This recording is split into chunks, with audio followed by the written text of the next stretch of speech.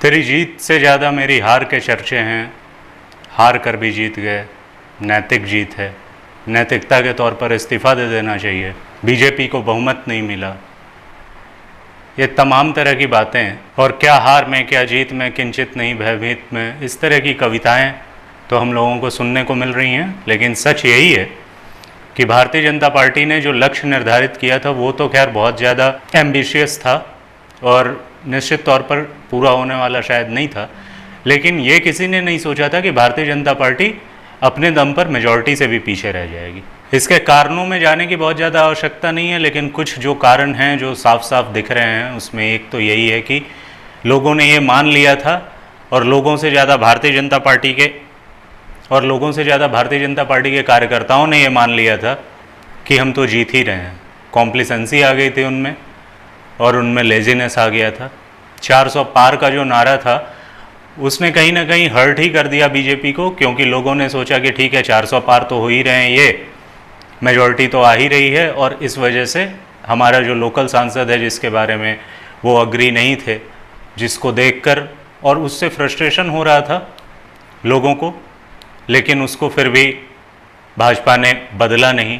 भाजपा का शीर्ष नेतृत्व भी कैंडिडेट्स को लेकर और उनके साथ जुड़ी हुई जनता की फ्रस्ट्रेशन को लेकर बहुत ज़्यादा सीरियस नहीं था।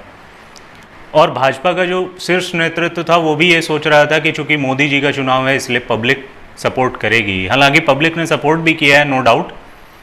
अगर 30 या 29 सीटें कम हैं तो वो बहुत बड़ी बात नहीं है, लेकिन थोड़ा सा भाजपा के शीर्ष नेतृत्व को भी ध्यान देना चाहिए था। भाजपा के जो लाउड माउथ नेता हैं उन लोगों पे कंट्रोल लगाना बहुत ज़रूरी था, क्योंकि 400 पार को सीधे संविधान बदलने से जोड़ने वाले दो तीन लोग थे। उन लोगों के कारण मैसेज बहुत डिस्टर्बिंग मैसेज गया। उत्तर प्रदेश को टेकन फॉर ग्रांटेड जैसा लिया गया और आपने देखा कि जिस तरह से दक्षिण भारत में और पूर्वी भारत के कुछ भागों में जिस तरह की मेहनत की गई, उत्तर प्रदेश में उतनी मेहनत या तो दिखी नहीं या की नहीं गई। और उत्तर प्रदेश में 30 सीटें 29 सीटों का जो नुकसान हुआ उसने बहुत ज़्यादा इफ़ेक्ट किया। उत्तर प्रदेश में जो माइक्रो मैनेजमेंट था, जो होमवर्क करना था, उस होमवर्क को नहीं किया गया। एक डेटा भी है कि लगभग 39% देश भर में सांसदों के टिकट बदले गए, लेकिन उत्तर प्रदेश में सिर्फ 11% के टिकट बदले गए। हालांकि ये भी हो सकता है कि इसमें स्ट्रेटेजी ये हो कि ज़्यादा अगर टिकट बदले जाएंगे तो ये आएगा कि उत्तर प्रदेश में भाजपा डर रही है या शायद गलत मैसेज आएगा। तो ये चुनाव जीतना हारना तो दोधारी तलवार पे चलने पे है। अगर यही 30-32 सांसद और आगे होते भारतीय जनता पार्टी के, पूरे देश में ही मिला के अगर आगे होते तो कहीं ना कहीं लोग आज सारी स्ट्रेटेजी अच्छी ही मान रहे होते। लेकिन इन चीज़ों को गौर करना जरूरी है। राजस्थान के केस में वहाँ की आंतरिक लड़ाई ने और आंतरिक गुटबाजी ने इफ़ेक्ट किया। दूसरा इफ़ेक्ट ये भी था कि राजस्थान में ये होता है कि वहाँ पर रोटी पलटने का रिवाज है और पिछले 2 बार से लगातार 25-25 सीटें राजस्थान दे रहा था, तो कुछ नुकसान का अंदेशा था, लेकिन वहाँ पर भी नुकसान 4-5 सीटों का ज़्यादा हो गया, जो कि थोड़ी समस्या वाली बात रही। बंगाल में तो कोई बहुत बड़ा डील नहीं है। भारतीय जनता पार्टी ने 18 सीटें जीती थी, लेकिन उसके 3-4 सांसद भारतीय जनता पार्टी को छोड़ के तृणमूल में चले गए थे। आदरणीय मुकुल रॉय चले गए थे, आदरणीय अर्जुन सिंह चले गए थे। आसनसोल से भी भाजपा के सांसद ने भाजपा छोड़ी, त्यागपत्र दे दिया और वहाँ से भी भाजपा हार चुकी थी। तो तकरीबन वहाँ 14 सीटें थी और भारतीय जनता पार्टी 12 सीटों पे आई है, तो वहाँ पर तो बहुत स्ट्रॉन्ग आई है भारतीय जनता पार्टी। वहाँ कोई बहुत बड़ी बात नहीं है, इन चीज़ों का बहुत ज़्यादा असर नहीं है। और भारतीय जनता पार्टी के लिए अब बंगाल जो है वो निश्चित तौर पर बस मैटर ऑफ टाइम है कि भारतीय जनता पार्टी वहाँ पर स्ट्रांगली निकल के आएगी, सत्ता में भी आएगी। आपने उड़ीसा में यही देखा, भारतीय जनता पार्टी ने किया और भारतीय जनता पार्टी आसानी से निकल के आ गई। और निश्चित तौर पर अभी आदरणीय ममता बनर्जी जैसे ही एक मजबूत नेत्री वहाँ पर हैं, लेकिन अब it's just matter of time कि अब भारतीय जनता पार्टी वहाँ पर और स्ट्रॉन्ग होके आए, सत्ता में आए और स्ट्रॉन्गली वहाँ पर सांसद बनाए। तो सांसद लगभग भारतीय जनता पार्टी को बंगाल में बहुत ज़्यादा नुकसान नहीं है। और जो नुकसान थोड़ा बहुत अगर आपको दिख भी रहा है 2-4 सीटों का, तो वो तेलंगाना, वो आंध्र, केरल में भी 1 सीट जीती है, तो उससे मैनेज हो गया है। और भारतीय जनता पार्टी ने अपने आप को बहुत एक्सपेंड किया है इस चुनाव में। उड़ीसा में बहुत स्ट्रॉन्ग, अब उड़ीसा में तो खैर सत्ता में ही आ गई। आंध्र में बहुत स्ट्रांग हुई, तेलंगाना में बहुत स्ट्रांगली आई और वहाँ की सत्तारूढ़ कांग्रेस के बराबर ही सीटें लाई है।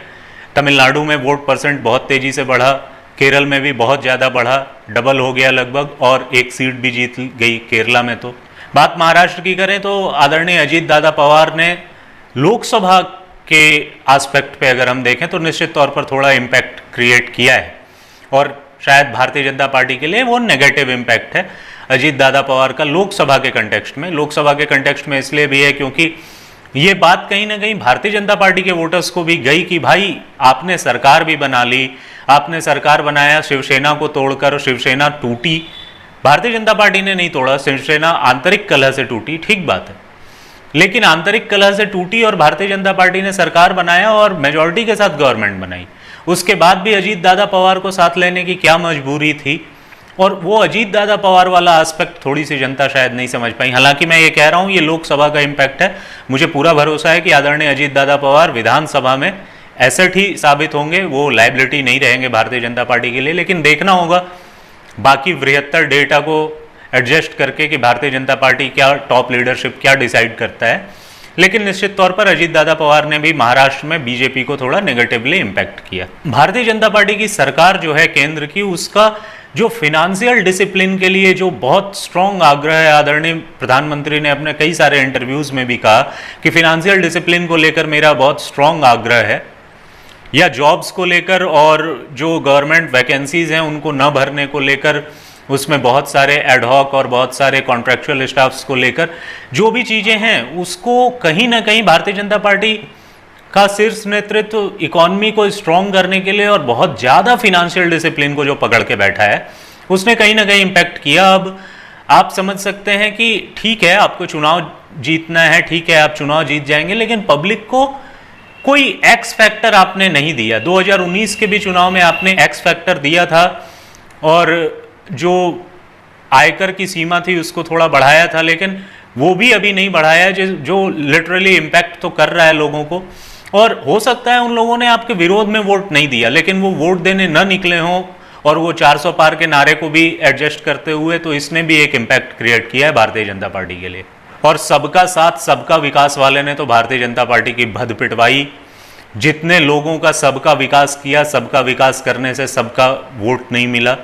हालांकि उनमें से कुछ वोट मिला होगा, उनमें से कुछ वोट जरूर मिला है, लेकिन ये उतना नहीं था जो बहुत ज़्यादा इम्पैक्ट क्रिएट करे। और तब जबकि लगभग विपक्षी दल एक साथ थे, आपके साथ 10 साल की एंटी इनकम्बेंसी थी, आपका वोटर थोड़ा 400 पार के नारे से कंफ्यूज हुआ। चुनाव में एक्स फैक्टर उसके लिए कुछ नहीं था जिसके लिए वो निकल कर वोट दे, इतनी गर्मी पड़ रही थी और वो वोटर टर्नआउट जो कम हुआ, आपके खुद के कार्यकर्ता थोड़े कॉम्प्लिसेंसी मूड में आ गए और जो वोटर टर्नआउट कम हुआ उसने आपको इम्पैक्ट किया। और सारे के सारे विपक्ष के पास एक आखिरी मौका की तरह था और उसमें उन्होंने पूरी अपनी शक्ति लगाई, तो थोड़ा सा उसने भी आपको श्योरली इफेक्ट किया है। और फिर जब आप पूरे 5 साल सबका साथ सबका विकास सबका विकास सबका विकास करते रहे, चुनाव के समय उनका इतना ब्लंटली आपने अपोज किया, उसने भी उसमें से जो वोटर्स कुछ आ रहे थे उन लोगों को इम्पैक्ट किया। तो ये जो था, ये स्ट्रेटेजी भारतीय जनता पार्टी के वोटर्स के लिए लाने के लिए, और भारतीय जनता पार्टी का जो टोटल वोटर टर्नआउट है आप देखेंगे सेकेंड फेज से बढ़ा भी है इन मुद्दों के ऊपर, लेकिन फिर भी वो थोड़ा सा कम रह गया और हम भी जो बहुमत है उससे थोड़े ही कम रह गए। लेकिन अब बड़ा सवाल है, बड़ा सवाल सामने है। जो गलतियां हुई, निश्चित तौर पर भारतीय जनता पार्टी एक बहुत स्ट्रॉन्ग पार्टी है, बहुत स्ट्रॉन्ग फीडबैक वाली पार्टी है, फीडबैक लेते रहती है और कोर्स करेक्शन भी करती है, तो निश्चित तौर पर भारतीय जनता पार्टी करेगी। इसी तरह बहुत ज़्यादा माहौल बना के सबको एक करके पूरा दम लगाकर 2017 का गुजरात चुनाव लड़ा था। भारतीय जनता पार्टी बहुमत पा गई थी, लेकिन बहुत थिन मेजॉरिटी थी उसके पास, और उसके बाद 5 सालों में उन लोगों ने जैसा काम किया कि भारतीय जनता पार्टी ने 2/3 से ज़्यादा सीटें गुजरात में जीती, तो निश्चित तौर पर हम 2029 में और बेहतर करेंगे। बीच में जितने उपचुनाव होंगे उसमें भी बेहतर करके अपने आप को स्ट्रॉन्ग करेंगे, नो डाउट अबाउट इट। लेकिन जो बड़ी पिक्चर है वो ये है कि भारतीय जनता पार्टी के पास पूर्ण बहुमत नहीं है, एक अलायंस के बेस पर भारतीय जनता पार्टी चल रही है। हालांकि ये अलायंस को देखना जरूरी है कि ये अलायंस क्या इम्पैक्ट कर सकता है। अलायंस के 2 पार्टनर्स टीडीपी आदरणीय चंद्रबाबू नायडू और जेडीयू आदरणीय नीतीश कुमार, ये 2 बहुत अहम किरदार हैं। इन दोनों को मिलाकर इनके पास 28 सीटें हैं और भारतीय जनता पार्टी मेजॉरिटी से 20 सीट पर ज़्यादा है। इसलिए एक तो चीज़ ये है कि जब तक ये दोनों मिलकर समर्थन वापस नहीं लेते हैं, भारतीय जनता पार्टी से अलग नहीं होते हैं, तब तक भारतीय जनता पार्टी की सरकार को बहुत ज़्यादा नुकसान नहीं है। तो अगर अलग अलग हम लोग बात करें तो जदयू के पास 12 सीटें हैं, लेकिन जदयू भारतीय जनता पार्टी से अलग होती है या नहीं, उसके लिए सबसे बड़ी चीज़ ये है कि बिहार की राजनीति किस करवट चलती है। बिहार की राजनीति ने, बिहार में एनडीए ने निश्चित तौर पर साबित किया है कि वो एक बहुत बड़ा फोर्स है। बिहार में पिछली बार 39 सीटें 39 सीट्स जीती थी, इस बार 31 सीट्स इस बार भी भारतीय जनता पार्टी ने जीती है। तो निश्चित तौर पर ये एक स्ट्रॉन्ग पार्टी है, इसमें तो कोई शक नहीं है। दूसरी बात यह है कि आदरणीय नीतीश कुमार को पता है अगर उनको इंडिया अलायंस ल्योर इन करता भी है, पोच करने की कोशिश करता भी है और उनको प्रधानमंत्री ही क्यों ना बना दे, तो वो बहुत ज़्यादा लड़खड़ाती हुई और उसमें बैलेंस करना और ज़्यादा मुश्किल होगा उनके लिए। उनका सीएम पद भी स्टेक पे पड़ जाएगा।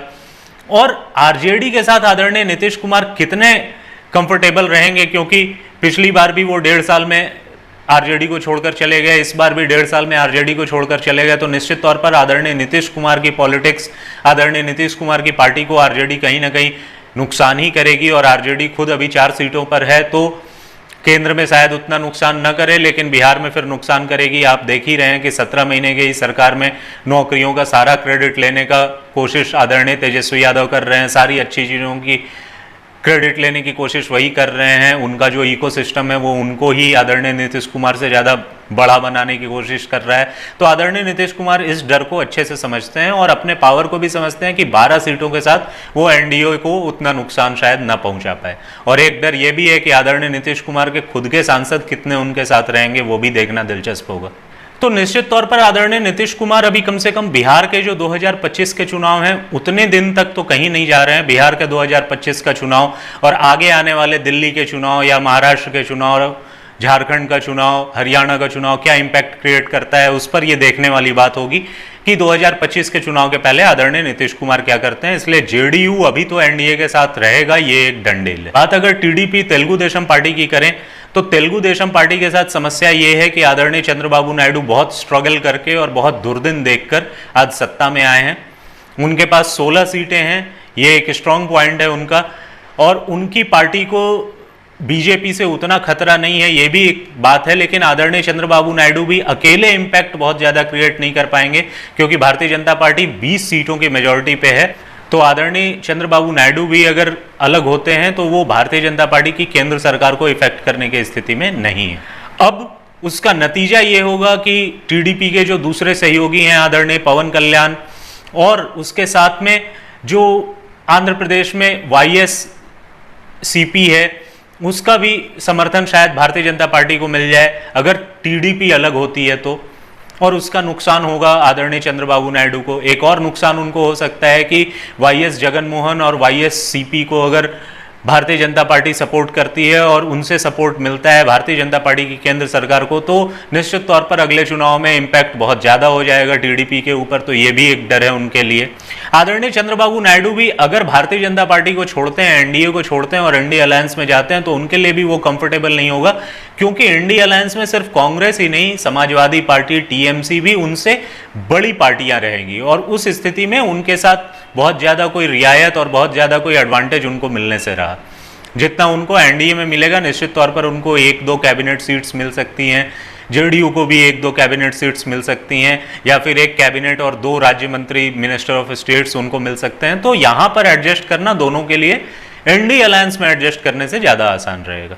और अगर टीडीपी और जेडीयू चला भी जाता है इंडी अलायंस में, तो भी वो शॉर्ट करेंगे और इतने सारे को मिक्स करके भारतीय जनता पार्टी को कहीं ना कहीं वो एक सिंपैथी वोट दिलवाएंगे। और वो वोटर जो शायद न निकला हो, या वो वोटर जिसने थोड़ा सा अपने सांसद को देखकर वोट न किया हो, वो भी फिर भारतीय जनता पार्टी के पास वापस आएगा। और ये स्थिति आने से बेहतर है कि टीडीपी और जेडीयू भारतीय जनता पार्टी में रहे और थोड़ी आसानी से स्ट्रांग रहे। इसलिए जो मीडिया में इस तरह के सर्कुलेशन चल रहे हैं, यूट्यूब आप खोलो तो हमेशा खेल पलट गया, चुनाव पलट गया, टीडीपी बार्गेन कर रही है, जेडीयू बार्गेन कर रही है, इस तरह की बातें नहीं है। और मीडिया के इस तरह के हाइप्स को कोई अटेंशन देने की आवश्यकता नहीं है।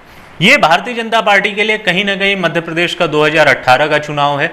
मध्य प्रदेश के 2018 के चुनाव में जिस तरह भारतीय जनता पार्टी थोड़े से मेजॉरिटी से चूक गई थी और उसके बाद भारतीय जनता पार्टी 2023 के चुनाव में स्ट्रांगली वापस आई, उसी को रिफ्लेक्ट किया 2024 के लोकसभा चुनाव में। तो ये भारतीय जनता पार्टी के लिए वही मूवमेंट है, केंद्र सरकार के लिए ये 2022 का यूपी चुनाव का मूवमेंट है विपक्षी दलों के लिए, कि उन्होंने अपनी सारी शक्ति लगा दी, अपना सारा अच्छा अचीवमेंट कर लिया। अब इससे बेहतर विपक्षी पार्टियां बहुत ज़्यादा कोई इम्पैक्ट क्रिएट करने वाली नहीं है और इससे बेहतर विपक्षी पार्टियां अभी नज़दीकी फ्यूचर में तो कोई रिजल्ट करते हुए दिख नहीं रही हैं। इसलिए ये निश्चित बात है कि विपक्ष अपना बेस्ट जो दे सकता था वो 2024 के चुनाव में दे चुका, उसी तरह अखिलेश यादव अपना जो बेस्ट दे सकते थे वो 2022 के विधानसभा चुनाव में दे चुके हैं। और भारतीय जनता पार्टी की केंद्र सरकार के लिए ये 2018 का मध्य प्रदेश का मूवमेंट है और निश्चित तौर पर भारतीय जनता पार्टी 2029 में इसको सुधारते हुए बहुत स्ट्रांगली निकल कर आएगी, इसलिए बहुत ज़्यादा परेशान होने की भी आवश्यकता नहीं है। हालांकि भारतीय जनता पार्टी के लिए कुछ बातें हैं जो उनको सोचना चाहिए। एक सिंपल सा आप एग्जाम्पल ले लीजिए, जब व्यक्ति ट्रेन में खड़ा होता है तो वो चाहता है किसी तरह उसको बैठने की सीट मिल जाए, जब वो बैठ जाता है तो वो चाहता है फैलने के लिए। तो वही चीज़ है, देश को अगर बेहतर आपको करना है तो थोड़ा सा गड़बड़ भी होने देना, जो मैं बार बार फिनेंशियल डिसिप्लिन पे फोकस कर रहा हूँ, थोड़ा सा गड़बड़ नहीं होने देंगे आप, थोड़ा सा लोगों को फायदा नहीं होने देंगे, थोड़ा सा लोगों को फायदा नहीं देंगे तो निश्चित तौर पर लोग भूल जाते हैं और लोग और ज्यादा कंफर्ट खोजने लगते हैं। हालांकि उनको कंफर्ट नहीं मिलेगा, लेकिन वो आपको नुकसान करेंगे और अपने पांव पे ही कुल्हाड़ी मारेंगे। आपको भी नुकसान कर कर क्या करेंगे, आदरणीय मोदी जी प्रधानमंत्री नहीं रहेंगे तो कौन सा नुकसान उनको हो जाएगा, लेकिन अपने पांव पर कुल्हाड़ी मार लेंगे। लेकिन जब आप उनके भले के लिए काम कर रहे हो तो निश्चित तौर पर इस चीज को आपको देखना चाहिए। आखिर जब इतना आरक्षण को लेकर मुद्दा बन रहा है, आपने देखा 2015 के बिहार चुनाव में आप आरक्षण के मुद्दे पर ही घिर गए थे और आपके लिए बहुत समस्या हो गई थी। आप देख रहे हो कि आरक्षण के मुद्दे पर लगातार विपक्षी पार्टियां बोल रही हैं। आप देख रहे हो कि आपके वोट बैंक को कमज़ोर करने के लिए, आपके वोटर्स को कमज़ोर करने के लिए मुस्लिम वोट बैंक एकजुट रहेगा और हिंदुओं को जातियों में तोड़ो, इस तरह की बातें जब कोशिश हो रही है तो आपको ऐसी क्या समस्या है कि आप जाट आरक्षण को या पाटीदार आरक्षण को या मराठा आरक्षण को इनकॉर्पोरेट नहीं कर पा रहे हो? ये समझ से परे हो जा रही है। आखिर पश्चिम बंगाल में मुसलमानों को जो आरक्षण दिया गया, मुसलमानों की ज़्यादातर जातियों को जो आरक्षण दिया गया वो ओबीसी कैटेगरी में दिया गया। ओबीसी के तो वहाँ पहले से कैटेगरी बनी हुई थी, उसी में ज़्यादातर मुस्लिम जातियों को घुसाया गया। तो इस तरह का कुछ आप क्यों नहीं सोच सकते हो और इस आरक्षण के दायरे को या इसको कुछ इस तरह से क्यों नहीं कर सकते हो कि आपके जो वोटर्स हैं उनको फ़ायदा हो और उनको कम से कम परसीव्ड फ़ायदा हो, उनको कम से कम ये दिखे और आपका जो वोट है वो मजबूत रहे। और सबसे बड़ी बात है कि आपके वोटर्स को तोड़ ना सके लोग। आदरणीय स्वामी विवेकानंद ने कहा ही था कि सिर्फ एक हिंदू के कम होने से हमारी कमी नहीं होती है, हमारा दुश्मन एक बढ़ता है, ये ज़्यादा इम्पैक्ट क्रिएट होता है। तो निश्चित तौर पर हम लोगों को इसको देखना चाहिए। फिर जब लोगों के छोटे छोटे ईगो हैं, लोगों के छोटी छोटी बातें हैं कि हमारा कैंडिडेट बदल दो, इसको कैसे मिल गया, ये कैसे हो गया, तो निश्चित तौर पर आपने बिहार में 2020 के चुनाव में उसको दिखाया, आपने उससे सबक लिया 2015 के चुनाव के नुकसान से। तो आपको निश्चित तौर पर यह देखना चाहिए कि जब इस तरह के छोटे छोटे चीजें हैं तो छोटी छोटी डिमांड्स को तो आप निश्चित तौर पर देख सकते हो और उसका असर ये होता कि आपके पास सीटें बढ़ती। तो लोगों के इन छोटे छोटे डिमांड्स को भी अगर आप नहीं देखोगे और आप सिर्फ ये कहोगे कि हम जो कह रहे हैं, हम जो सोच रहे हैं और अल्टीमेटली लोग आएंगे, तो लोग अपना तो नुकसान करने के लिए तैयार बैठे। जैसे एक डेथ कल्ट है उसी तरह एक सुसाइड कल्ट भी दुनिया में चल रहा है और अपने देश में ही चल रहा है। तो लोग अपना नजदीक का और छोटे छोटे ईगो, ये तो हमारा इतिहास रहा है, तो हम लोगों को इससे सीखना चाहिए। और जब दूसरे लोग अपने वोटर्स के फायदे के लिए और उसके लिए अपने तरीके अपनाते हैं तो निश्चित तौर पर आपको अपने वोटर्स को समझकर उनके तरीके अपनाने चाहिए। आपने देखा है 1992 के बाद उत्तर प्रदेश चुनाव में क्या किया आपके ही वोटर्स ने। आपने देखा है आदरणीय वाजपेयी जी को किस तरह मजबूर रखा आपके ही वोटर्स ने। तो आपके वोटर्स हमेशा से हैं उन लोगों की जो छोटी छोटी और इस तरह की पिटी सी मांगे हैं जिसको आप पिटी ही मानोगे, क्योंकि जब लोकसभा का चुनाव है तो हम देश का प्रधानमंत्री चुन रहे हैं, लेकिन आपके सांसद इतने नकारे थे, निश्चित तौर पर कुछ सांसद इतने नकारे थे जिनसे लोग फ्रस्ट्रेटेड थे। तो इस तरह के पिटी इश्यूज को अगर आप सुने, आप अगर दिखाएं तो निश्चित तौर पर उसका इंपैक्ट पड़ता। आप रशियन ऑयल ले रहे हो, उससे इंडिया को फायदा हो रहा है, आप उसका वेलफेयर स्कीम्स में इस्तेमाल कर रहे हो, आप टैक्सेशन, आपका टैक्स का ब्रैकेट बढ़ा हुआ है, आपका जीएसटी कलेक्शन बढ़ रहा है, वेलफेयर स्कीम्स में आप लगा रहे हो, लेकिन वही वेलफेयर स्कीम्स 5 साल पहले आपको लाभार्थी वर्ग ने आपको दिया है वोट, अब वही स्कीम्स, उसके अलावा आप स्कीम्स नहीं ला रहे हो, लोगों को डायरेक्ट फायदा। आखिर रशियन ऑयल से आपकी सेविंग्स हो रही है, बिलियंस में आपकी सेविंग्स हुई है। तो देश के बारे में मैं वही कह रहा हूं कि लोग देश के बारे में तब सोचते हैं जब देश प्रॉब्लम में हो। जब देश प्रॉब्लम में नहीं होता है और लोगों की लाइफ कंफर्टेबल हो जाती है तो वो और ज्यादा कंफर्ट खोजते हैं। आखिर वो 8 बिलियंस और कपल ऑफ बिलियंस जो आपने रशियन ऑयल इंपोर्ट करके बचाया है, अगर आप आज 240 पे भी नहीं आते और उससे भी कहीं कम चले जाते तो वो पैसे तो ऑब्वियस सी बात है कि विपक्षी दल आते और दोनों हाथों से लुटाते। तो आप ऐसा क्यों नहीं कर सकते हो? सबका विकास के चक्कर में इस तरह की स्कीमें उन लोगों को लाभ दिया और उन लोगों ने एक वोट आपको नहीं दिया है। रामपुर का एक एग्जाम्पल मीडिया में बहुत वायरल है कि एक गांव है जहां पर बहुत सारे वोटर्स हैं, वहां पर 800 से ज्यादा आपने पीएम आवास योजना के घर बनाए और उन लोगों का इंपैक्ट आपको नहीं मिला। आदरणीय प्रधानमंत्री के जीत का अंतर ही बहुत ज्यादा कम हो गया। तो आपको निश्चित तौर पर यह देखना चाहिए, अभी भी समय है, इसके ऊपर विचार करना चाहिए कि आप ऐसे स्कीम्स बनाओ, इस तरह की चीजें बनाओ जो उनको फायदा करे, जो आपके वोटर्स हैं। आप डीजल प्राइसेस क्यों नहीं कम कर सकते? डीजल प्राइसेस कम करने से आपके सारी की सारी महंगाई पर असर पड़ता है, सब चीजों में कमी होती है। पेट्रोल प्राइसेस आप थोड़े से कम कर सकते हो। आखिर हर जगह पर से बचा के फिनेंशियल डिसिप्लिन को एकदम दांत से पकड़ के, एकदम जिद पकड़ के क्या किया जा सकता है? फिर आपकी जो पॉलिटिक्स रही, जो आपका कैंपेन रहा, वो भी बहुत ज्यादा अटैकिंग नहीं रहा। उस तरह के अटैकिंग चीजें आपके वोटर्स को ही कंफ्यूज कर गई कि आप हमेशा तो सबका विकास की बातें कर रहे थे और चुनाव में आके आप जिस तरह अटैक कर रहे हो उसने भी बहुत ज्यादा क्रिएट नहीं किया। चुनाव में लोगों को एक इंटरेस्ट रहता है कि कुछ एक्स फैक्टर मिलेगा, उस फैक्टर की कमी। आखिर आप अटैकिंग प्रचार क्यों नहीं कर सकते? आखिर आपके लोग रोड पे उस तरह से हल्ला मचाते हुए, उस तरह की बातें करते हुए क्यों नहीं दिखते? आपके प्रवक्ता उस तरह के कंप्लेंट्स करते हुए क्यों नहीं दिखते जिस तरह की बातें वो करते हैं? आदरणीय अरविंद केजरीवाल ने कहा कि योगी जी को हटा देंगे, मोदी जी नहीं रहेंगे। आप क्यों नहीं कह सकते कि आदरणीय अरविंद केजरीवाल अपने पार्टी में अपनी पत्नी को आगे बढ़ा रहे हैं, आदरणीय अरविंद केजरीवाल पंजाब को कंट्रोल करना चाह रहे हैं, आदरणीय अरविंद केजरीवाल बहुत सारी चीजें कर रहे हैं? आप उससे स्ट्रांगली इसको लेकर क्यों नहीं आए? आपके प्रवक्ता, आपकी पार्टी ईडी सीबीआई वाले बात पे क्यों पीछे हो जाती है? आरक्षण को बहुत ज्यादा मुद्दा क्यों बना लिया जाता है? आप इसको जोर शोर से क्यों नहीं बता पाते कि आरक्षण के खिलाफ आदरणीय राजीव गांधी जी ने 2 घंटे से ज्यादा की स्पीच दी थी?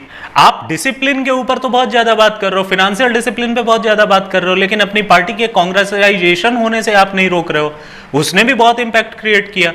निश्चित तौर पर कि आपकी पार्टी कोई केस बंद नहीं कर रही है, लेकिन इतने सारे कंकड़ बीनने की, इतने सारे हर जगह से पत्थर बीनने की क्या आवश्यकता है? आपकी पार्टी के जो लोग हैं, जो बाहर से आके दूसरी पार्टियों से आकर आपकी पार्टी में कैंडिडेट्स बन जा रहे हैं, उनके खिलाफ भी लोगों में आंतरिक गुस्सा होता है, उनके खिलाफ पार्टी के अंदर आंतरिक गुस्सा होता है। पार्टी विद डिफरेंस को पार्टी विद डिफरेंस रहना चाहिए और साथ में यह भी होना चाहिए कि पार्टी के अंदर जो लोग हैं उन लोगों की क्या मेंटालिटी है, आपके वोटर्स की क्या मेंटालिटी है, उसको इंक्लूड करके आपको स्ट्रेटेजी बनानी चाहिए। आदरणीय मोदी जी एड ऑन हो सकते हैं, आदरणीय मोदी जी का फिगर एड ऑन फिगर हो सकता है, वो एक्स फैक्टर आपका हो सकता है, लेकिन सिंगल वो फैक्टर लेके आप नहीं चल सकते। आपको और भी फैक्टर्स जुटाने होंगे। और तब जबकि जैसा मैं कह रहा हूं 2022 के चुनाव में जैसा उत्तर प्रदेश में विपक्ष ने परफॉर्म किया, वो उनका बेस्ट परफॉर्मेंस था, और ये वाला विपक्ष 2024 में अपना बेस्ट परफॉर्मेंस देने की कोशिश कर रहा था, क्योंकि निश्चित तौर पर अगला जो चुनाव आने वाला है उसके पहले बहुत बड़े बड़े चेंजेस होंगे, बहुत सारे लोग जेल जाने वाले हैं, बहुत सारे लोगों के साथ ये होने वाला है। तो आपको इस चुनाव में थोड़ा सा देखना चाहिए था, और अभी नजदीक में इस तरह का आपको कुछ करना चाहिए जिससे कम से कम आने वाले जो नजदीक के चुनाव हैं उसमें फायदा हो, आप ताकि मजबूत हो और लोग जो है फिर से नए जोश के साथ, आपके कार्यकर्ता फिर से नए जोश के साथ जुट सके, और आपका जो 2024 के लोकसभा चुनाव में रिजल्ट थोड़ा सा बहुमत से आप दूर रह गए, उसकी भरपाई हो सके। जो ल्यूक्रेटिव कोई फैक्टर नहीं था बीजेपी के कार्यकर्ताओं के पास, बीजेपी के वोटर्स के पास, आप मध्यम वर्ग को ही थोड़ा सा लाभ दे दो, आप टैक्स रिबेट थोड़ा सा दे देते, आप डीजल प्राइसेस को कम करके थोड़ी सी महंगाई को कंट्रोल आप कर देते। एक ही मुद्दे को आप कितना बार राशन राशन राशन इफेक्ट किया, निश्चित तौर पर वो फायदे में, लेकिन आपको एक एक्स फैक्टर की कमी थी, आपको वो देखना चाहिए। 2022 का उत्तर प्रदेश का चुनाव वाटरशेड मोमेंट था, आपको ये निश्चित तौर पर उसके बाद ये सोचना चाहिए था कि आखिर 50 सीटें कम हुई हैं, जब लोग आदरणीय संगीत सोम को हरा दे रहे हैं, जब पश्चिमी उत्तर प्रदेश में मुजफ्फरनगर दंगों को भूलकर लोग आदरणीय सोम जी को हरा दे रहे हैं, आदरणीय संजीव बालियान जी के कहने के बावजूद बहुत सारी सीटें हार रहे हैं। तो निश्चित तौर पर आपको देखना चाहिए था कि वो क्या कारण है और उससे सीख लेके कम से कम 2024 के चुनाव में आपको करना चाहिए था। आपने ये किया था 2018 के चुनाव में, जब मध्य प्रदेश में हारी थी, आप 10% रिजर्वेशन इकोनॉमिकली वीकर सेक्शन के लिए लेके आए, तो आपको उस तरह की कुछ चीज करनी चाहिए थी। आप हमेशा डिसिप्लिन पकड़ के नहीं चल सकते। आप आदरणीय मोदी जी एक्स फैक्टर आपके हो सकते हैं, लेकिन आपको बाकी के फैक्टर्स भी दुरुस्त करने पड़ेंगे। मैं बार बार यही कहूंगा कि बार बार आपके वोटर्स अगर उसी तरह की गलती करते हैं, सुसाइड कल्ट बन रहे हैं, अगर बार बार आपके वोटर्स अपने आप को अपना नुकसान नहीं देख पा रहे हैं, तो आपको इस तरह की स्ट्रेटेजी बनानी होगी कि आप अपने वोटर्स को ल्यूर इन कर सकें, उन लोगों के जो इंटरेस्ट हैं उसके हिसाब से आप कुछ स्ट्रेटेजी बना सकें, कुछ पॉलिसीज बना सकें। जो उनको छोटी छोटी लाभ चाहिए, आपको उन तरह के लाभों को देना होगा और उसको दिखाना होगा, उसको प्रचार करना होगा और अटैकिंग मोड में प्रचार करना होगा ताकि उसका फायदा मिल सके। आपके वोटर्स बहुत जल्दी भूल जाते हैं, आपके वोटर्स अपना दूर का नुकसान नहीं देख पाते, आपके वोटर्स ये नहीं देख पाते कि उनको किस तरह से नुकसान पहुंचाया जा रहा है।